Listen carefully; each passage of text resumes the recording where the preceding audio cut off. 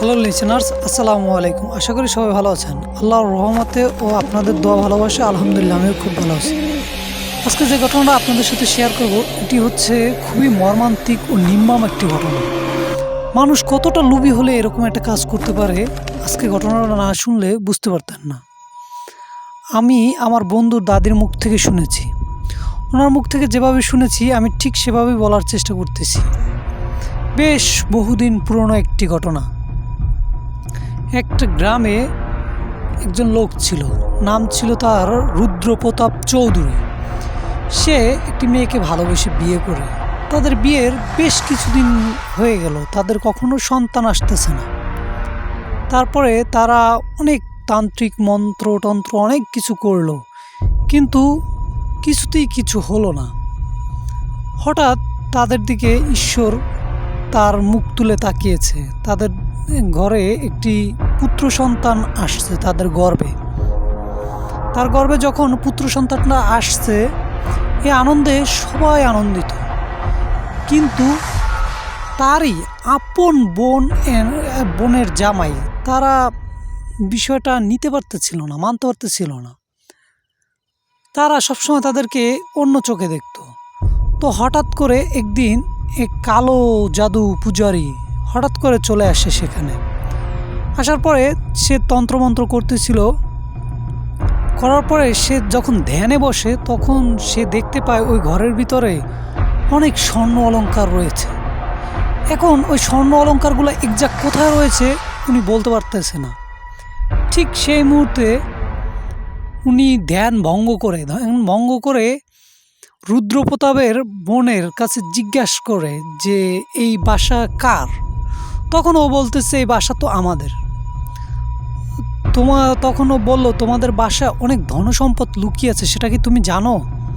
তখন ও বলল, না আমি তো জানি না।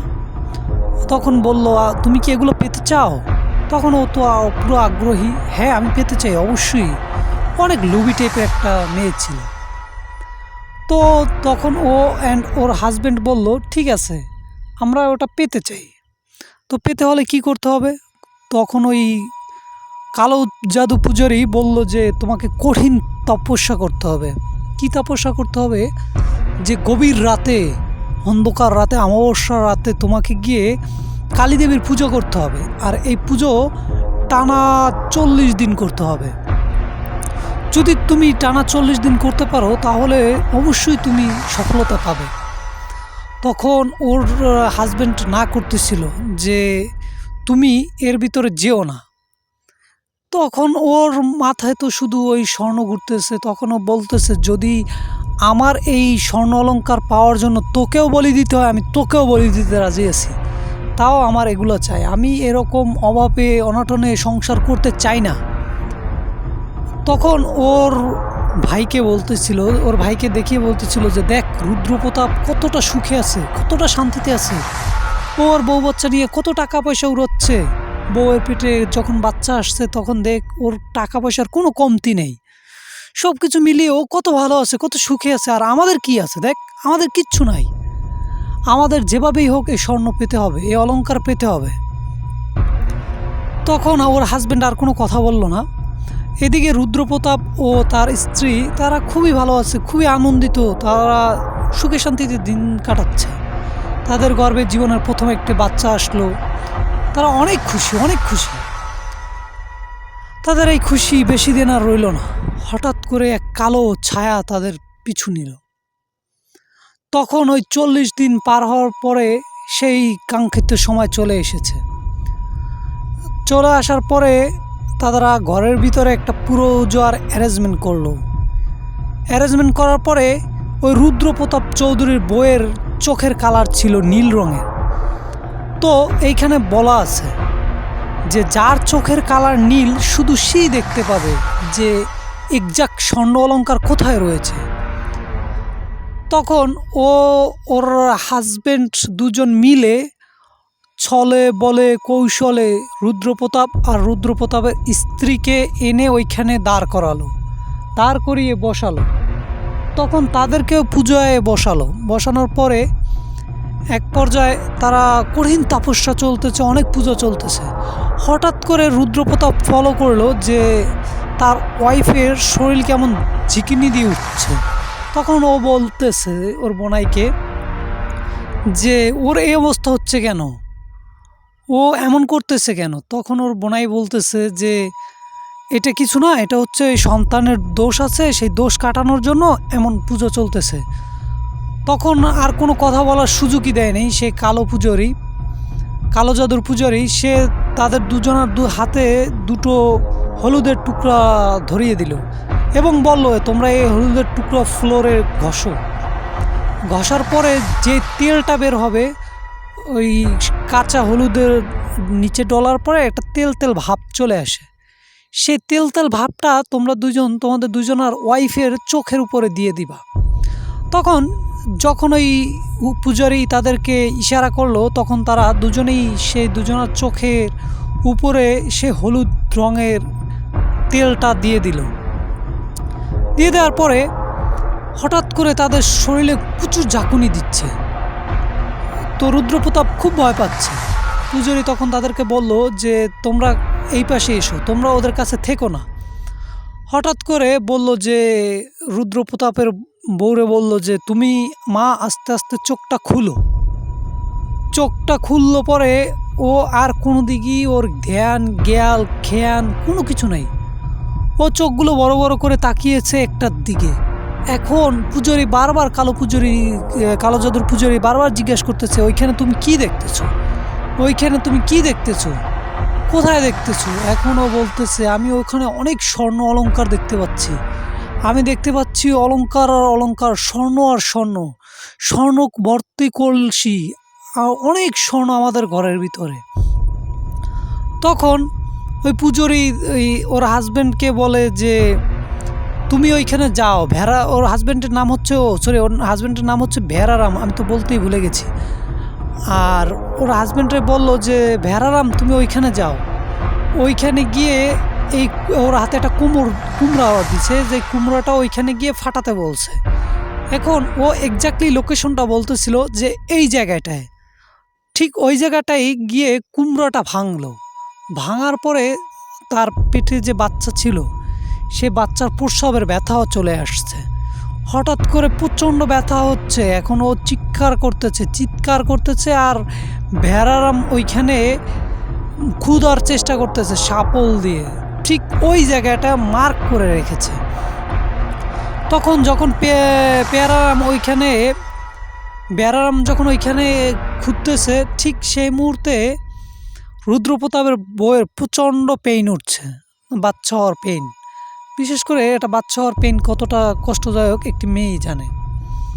সে যাই হোক, যখন পেইন উঠছে তখন রুদ্রপ্রতাপ বারবার বলতেছে বেয়ারারাম এদিকে আসো, আমার স্ত্রীকে ধরো, বেয়ারারাম এদিকে আসো, আমার স্ত্রীকে ধরো। কিন্তু বেয়ারারাম আসতেছে না। আর বেয়ারারামের বউকে তখন বারবার রিকোয়েস্ট করতেছে যে তুমি আসো, কিন্তু সেও আসতেছে না। সে পুজোয় বসে একাধারে মন্ত্র পাঠ করে যাচ্ছে, সঙ্গে সেই কালো জাদু পূজারী সেও একাধারে মন্ত্র পাঠ করেই যাচ্ছে। কারো দিকে কেউ ফলোই করতেছে না। ঠিক সেই মুহূর্তে রুদ্রপ্রতাপ চৌধুরী ওর স্ত্রীকে কোলে তুলে নিয়ে যখনই যাবে তখন প্রচণ্ড ব্যথা উঠছে, ব্যথার যন্ত্রণায় কাতরাচ্ছে পর ওইখান থেকে উঠিয়ে একটা পাশে সে হালকা করে আড়াল করে বেড়া দিয়ে একটা কাপড় টানিয়ে একটু আড়াল করে দিয়ে একটি দাইকে ডেকে আনলো। সে দাই ওইখানে ডেলিভারির জন্য চেষ্টা করতেছে, আর এইখানে বেয়ারারাম আর তার স্ত্রী কঠিন তপস্যা করতেছে। বেয়ারারাম ওইখানে খোঁড়ার চেষ্টা করতেছে, কিন্তু সে শাবল যতবারই ওইখানে মারতেছে শাবল রিটার্ন ব্যাক আসতেছে। তখন ওই কালো পূজারী বলতেছে যে তোমার ওইখানে এখন বলি দেওয়া দরকার আছে, তুমি গিয়ে একটা কালো মোরগ নিয়ে আসো, কালো মোরগ নিয়ে এসে ওইখানেই জব করে দাও। তখন বেয়ারারাম বলার সাথে সাথে ওইখানে একটা কালো মোরগ জব করার পরে ওইখানে খুঁড়তে বলতেছে। তারপরে বেয়ারারামের স্ত্রীকে বলল তুমি এবার চোখ খুলো। যখন বেয়ারারামের স্ত্রী চোখ খুললো তখন তার হাতে সেই বলি দেওয়া মোরগের রক্ত দেওয়া হচ্ছে আর কিছু চাল মিশিয়ে দেওয়া হচ্ছে, বলছে যে এগুলো তুমি মাখাও। বেয়ারাম ওইখানে খোঁড়ার চেষ্টা করতেছে আর ও এখানে মাখানোর চেষ্টা করতেছে। পরবর্তীতে ও রক্ত মাখা চালগুলো মেখেই ফেললো। মেখে ফেলার পরে কালো জাদু পূজারি বলল যে বেয়ারাম তুমি এদিকে আসো। তখন বেয়ারাম ওইখানে গেল। যাওয়ার পরে বেয়ারামকে বলল, বেয়ারাম তুমি এই চাল মাখানো এইটা ওইখানে নিয়ে রাখো, কিছুক্ষণ রাখো। কিছুক্ষণ রাখার পরে বেয়ারামের বউকে জিজ্ঞাসা করতেছে তুমি ওইখানে কি দেখতে পাচ্ছ? তখন বেয়ারামের বউ বলতেছে আমি ওইখানে দেখতে পাচ্ছি কালো কালো ছায়া, চারোদিক থেকে 4-5টা ছায়া চলে আসছে, এসে খুব ক্ষুধার্ত তৃষ্ণার্ত চালগুলো খাচ্ছে, অনেক মজা করে তৃপ্তি করে চালগুলো খাচ্ছে। যখন এই কথা বলতেছে তখন কালো পূজারি বলতেছে যে ঠিক আছে, তাহলে আমাদের পুজো সম্পূর্ণ হয়েছে মনে হয়, বেয়ারাম তুমি খুঁজো, ওইখানে খোঁজার চেষ্টা করো। তখন আবার দ্বিতীয়বার বেয়ারাম চেষ্টা করলো যে ওইখানে ঘুরে সেই স্বর্ণ অলঙ্কার বের করবে। এইদিকে এই রুদ্রপ্রতাপের বউর স্ত্রীর প্রচণ্ড ব্যথা হচ্ছে। রুদ্রপ্রতাপ বারবার বলতেছে বেয়ারাম আসো, আমাকে একটু হেল্প করো, বেয়ারাম আসো, আমাকে একটু হেল্প করো, আমার স্ত্রীকে নিয়ে হসপিটাল যেতে হবে। কিন্তু সে তার কোনো কথার মূল্যই দিচ্ছে না। রুদ্রপ্রতাপ তখন দায়ী মহিলা বলল যে তুমি একটা বালতিতে করে গরম পানি নিয়ে এসো, গরম পানি সিদ্ধ ফুটিয়ে নিয়ে আসো। তখন রুদ্রপ্রতাপ গরম পানি করতে গেল আর তার মাঝে ওরা ওইখানে পুজো করতেছে তো করতেছে। বেয়ারাম যতবারই ঘুরতে যায় ওখানে, কিন্তু সে তার শাবল রাখতেছে না। পরে বলতেছে যে ঠিক আছে, এখানে হচ্ছে বলি কম হয়ে গেছে, তুমি একটা কাজ করো, বেয়ারাম ওইখানে একটা খাসি, কালো খাসি এনে ওইখানে বলি দিয়ে দাও। যখন কালো খাসি ওই জায়গায় বলি দিল তখন নিস্তব্ধ পরিবেশ, খুব ঠান্ডা পরিবেশ, কেমন যেন শীতল হয়ে আসতেছে, চারপাশ নির্চুপ, মানে একটা অন্যরকম জগতে চলে যাচ্ছে, এরকম একটা পরিস্থিতি হচ্ছে। যখন এরকম পরিস্থিতি হচ্ছে বেয়ারাম কিছুটা ভয় পেল, ভয়ে ভয়ে সে বলতেছে এবার কি আমি ঘুরতে পারি এখানে? তখন ও বলতেছে যে দাঁড়াও একটু। তখন বেয়ারামের বউকে জিজ্ঞাসা করলো পূজারি, যে বেয়ারামের বউকে যখন জিজ্ঞাসা করলো যে তুমি ওইখানে কিছু দেখতে পাচ্ছ? তখন বেয়ারামের স্ত্রী বলল যে হ্যাঁ আমি দেখতে পাচ্ছি, একটু উচ্চস্বরেই বলল, হ্যাঁ আমি দেখতে পাচ্ছি ওখানে এক নারী আসছে, যার 6 হাত, এক হাতে তরোয়ার, 2 হাতে হচ্ছে রক্তের থালি, আর পিছনে অনেকগুলো অস্ত্র, তার 6 হাতে 6 রকম অস্ত্র। সে আসছে, তার সারা গায়ে স্বর্ণ অলঙ্কার ভরা। তখন এই কথা শুনে পূজারি কিছুটা ঘাবড়ে গেল যে তাহলে কি নরপিচানি শিরনি চলে আসলো। যখন এই কথা শুনে তখন ও বলল যে বেয়ারামের স্ত্রীকে জিজ্ঞাসা করলো পূজারি যে এখন তুমি কি দেখছো? তখন বলতেছে ওর যখন যে হাতে রক্তর থালা, ওই হাতের রক্ত পান করতেছে। তো পান করতেছে তার মানে কি এখানে বলি হয়েছে, বলি নিয়েছে, তাহলে কি আমরা এখন ঘুরতে পারি? তখন ও বলতেছে না, বলি যথেষ্ট হয়নি, আমার আরও বলি চাই, আমার আরও বলি চাই। এই কথা শুনে ও কিছুটা ভয় পেল, কালো পূজারি কিছুটা ভয় পেল। ভয় পাওয়ার পরে সে বলল বেয়ারাম যদি তুমি বাঁচতে চাও, যদি আমাদের বাঁচাইতে চাও, আমরা সবাই যদি বাঁচতে চাই, তাহলে ওইখানে এখন এই মুহূর্তে একটা কালো মহিষ এনে বলি করে দাও। তখন বেয়ারাম ওইখানেই ঠিক ওই জায়গায় কালো এক মহিষ এনে বলি দিল। বলি দেওয়ার পরে সে দেখতেছে, আর তখন বেয়ারামের বউকে জিজ্ঞাসা করতেছে তুমি এখন কি দেখতে পাচ্ছ ওখানে? পূজারি যখন এই কথা জিজ্ঞাসা করছে, বেয়ারামের স্ত্রী তখন বলতেছে আমি দেখতেছি যে সেই মেয়েটি অনেক সুন্দর এক মেয়েতে পরিণত হয়েছে, সে এক সুন্দরী রমণী তরুণী, সে রক্তগুলো বাটিতে করে চুষে চুষে খাচ্ছে। তারপরে বলল যে এখন কি আমরা ঘুরতে পারি? তখন সে বলল যে না, আমার আরও রক্ত চাই, আমার তিতাসা মিটে নাই। যখন বলছে আমার পিপাসা মিটে নাই, তখন পূজারীর ফেইজে একটা অন্যরকম ভয় কাজ করতেছিল। সে একটা ভয়ের জগতে চলে যাচ্ছে। তাহলে কি ও এবার নর বলি চাচ্ছে? এইটা ভেবে ভয় পাচ্ছে। ভয় পাওয়ার পরে ও বারবার দাঁত বের করে হাসতেছে আর বলতেছে, আমার আরও রক্ত চাই, আমার রক্তর পিপাসা মিটাতে হবে, আমার রক্তর পিপাসা মিটাতে হবে, আমার আরও রক্ত চাই, আরও রক্ত চাই। তখন পূজারী বলল যে নরবলি চাচ্ছিস?